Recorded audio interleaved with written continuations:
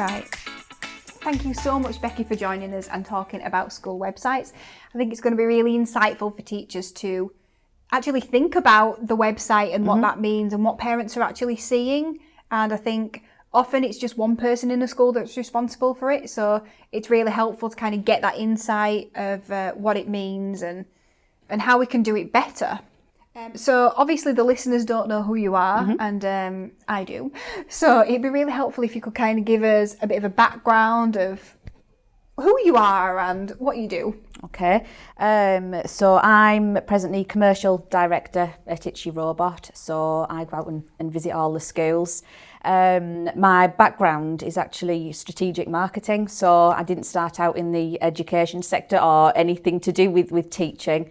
I actually graduated in marketing and spent several years in the commercial world, then joined iTCHYROBOT in 2014 to actually grow and develop the business, and the business being helping commercial businesses to improve processes or improve efficiencies using their websites.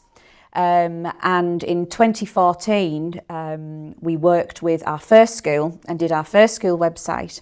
And something sort of, I don't know, a light bulb sort of turned on and thought, well, we're doing all of this to improve efficiencies and adding value and improving communications for commercial. This is really what the education sector and schools need to start doing as well. So since our first website, we work now grown massively. We've developed a web platform on top of the school website, so schools can do the parents' evening online. There's lots of integration with management information systems to prove efficiency in the school environment. First thing that I thought would be really useful for teachers and educators to know was, what tips do you have for schools to make their website stand out in comparison to other schools? Well, I think for me, it's all about making the school website reflective of your school. I think a lot of the school websites that we do see tend to be more template based. They've got the same things on the homepage. I think a school website is a really good opportunity for you to celebrate why your school is unique, the difference in your school, and it should be a celebration of everything inside the school. So yeah, I just think it should be completely reflective of your school values. If you're a really sporty school, that should be apparent on the school website.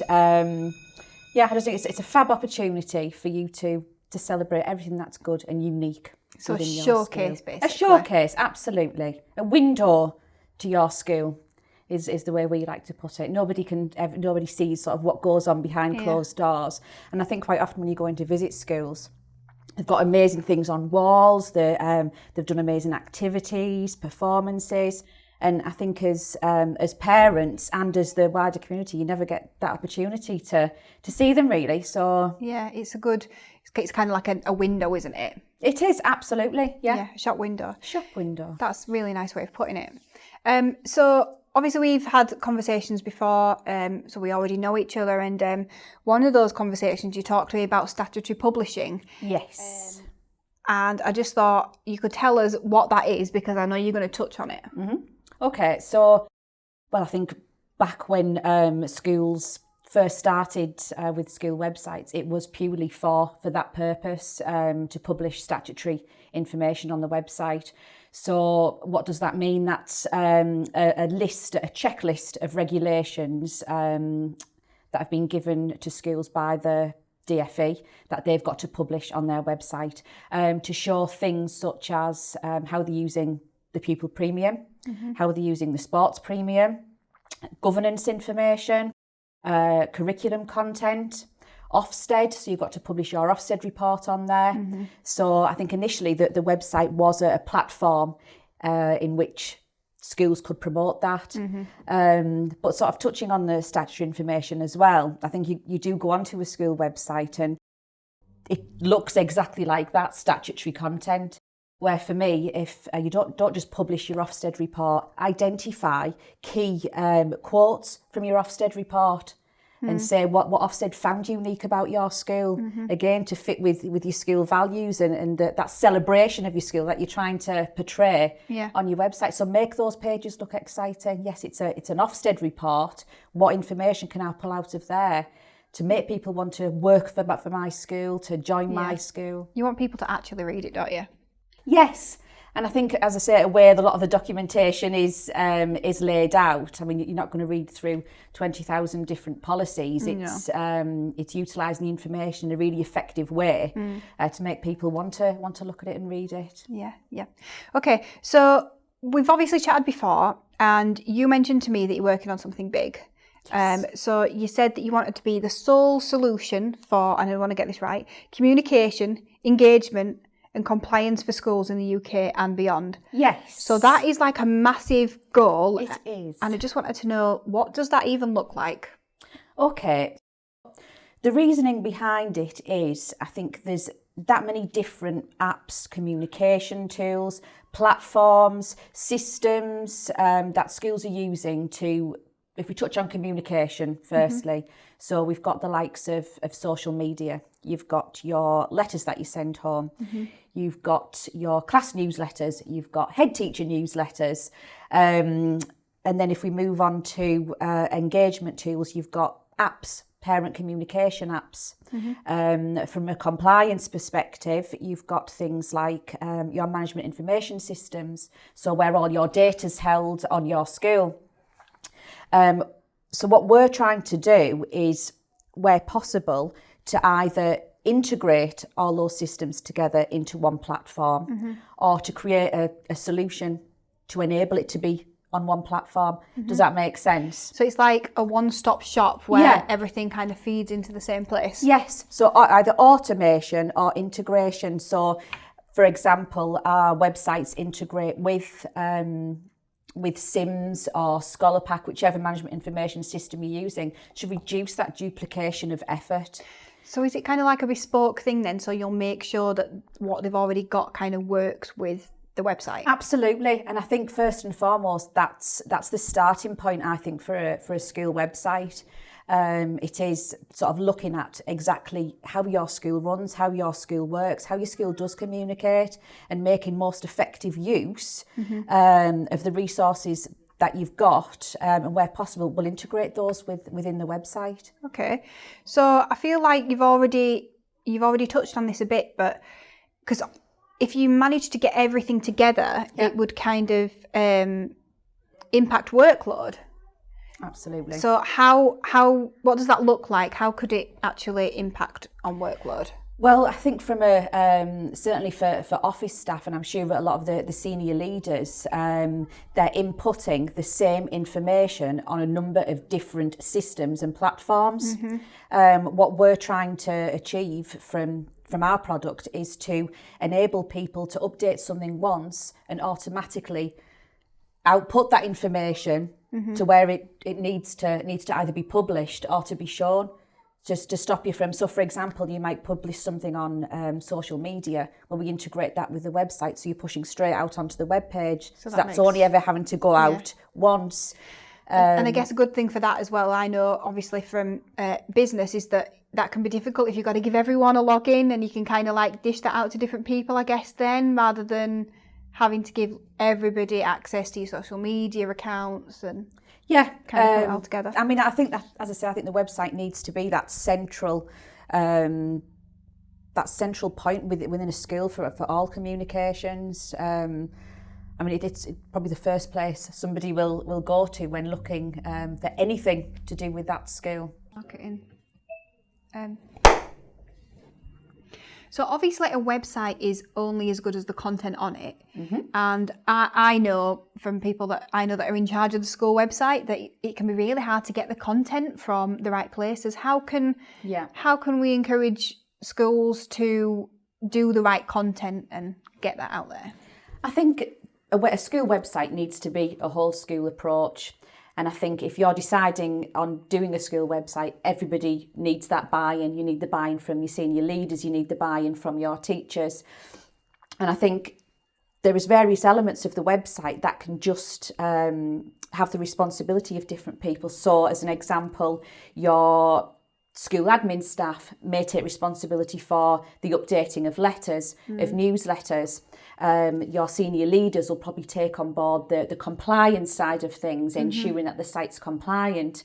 And then I think a real benefit of a website from a teacher's perspective is giving them the opportunity to communicate with parents, putting on their website a class page so parents will know anything that's going on in their class that can be published on that page. And that doesn't mean you have to be updating it continuously. It might be something that you update once a term, for example. These are the topics we're going to be covering. This is when homework's given out. Here's some useful resources to sort of encourage that homeschool learning part of things.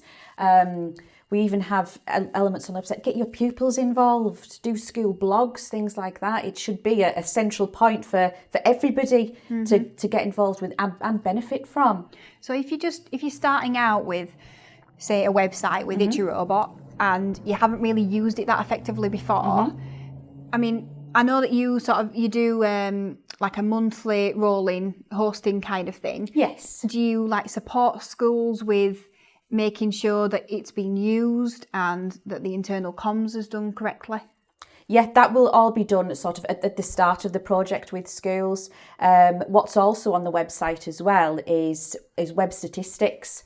So you can have a look on your website and you can see, oh, we're getting loads of hits on this page or loads of hits on that page. So if they're all statutory pages, then you know exactly who's been looking at your website. No doubt you're due a visit from somebody very soon. Yeah. But what we do is encourage things like, so if you've got class pages, get all your pupils, run a competition to see who can get the most hits on the school website. Integrate curriculum within it, your maths curriculum, That's a really anything good to idea. look at statistics and analyse the usage of the website. So it will encourage them to sort of run little campaigns to try and encourage use and visits to the website. But it's really good that you support that, because Absolutely. sometimes it can just feel like it's an extra thing. Yeah. And I feel like I've obviously learned about website analytics and I'm very concerned with them because I've got a website. Yeah.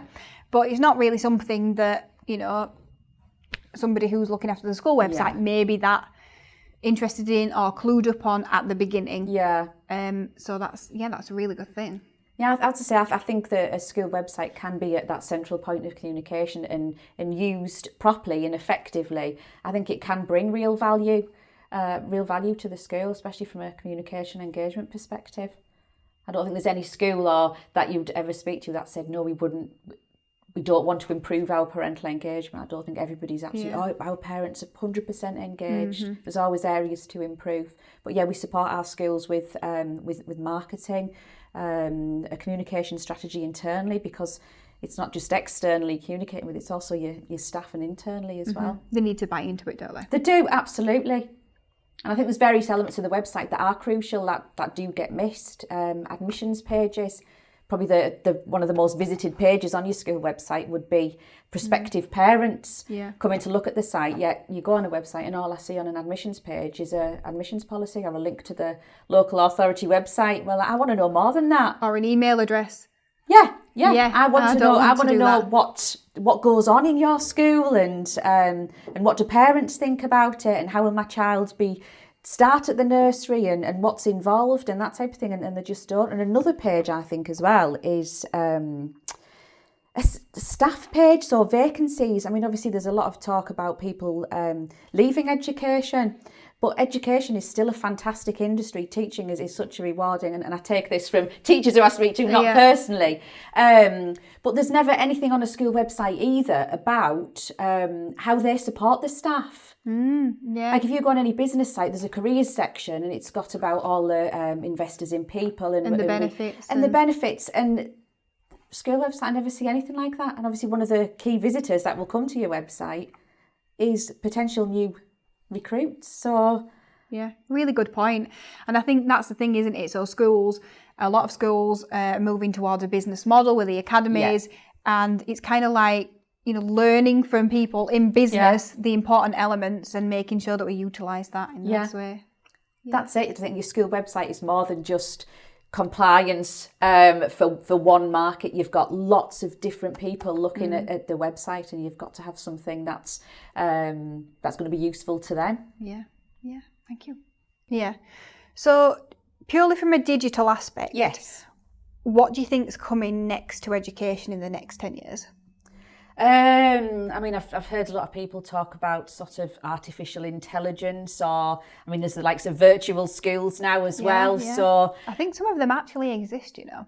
What, artificial intelligence or virtual schools? Virtual schools. Yeah, they do. Yeah, there is. Yeah, we've worked with lots of people who have wow. virtual schools, and I don't see that as being a bad thing. I mean, there's always been homeschooling. Yeah. So it's sort of just an additional step to that. But I think the digitisation has enabled that to happen, and I think it enables you to reach more people.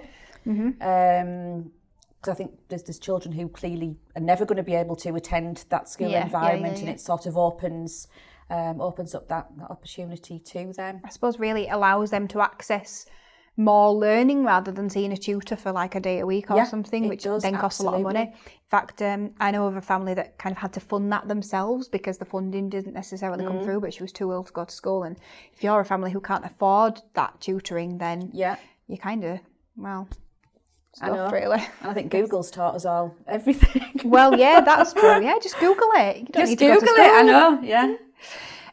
Okay, so there's no point in having a website that no one knows that you have. And I took that quote from the information that you gave me about yourself. Yeah. Because even though we know each other, I wanted a better background. And I just wanted to ask you, what's your advice to schools and teachers looking to engage parents and pupils on their website? Okay, so I mean, yeah, we have had this discussion, and I come across it quite a lot when we're speaking to schools about their communication strategy within schools.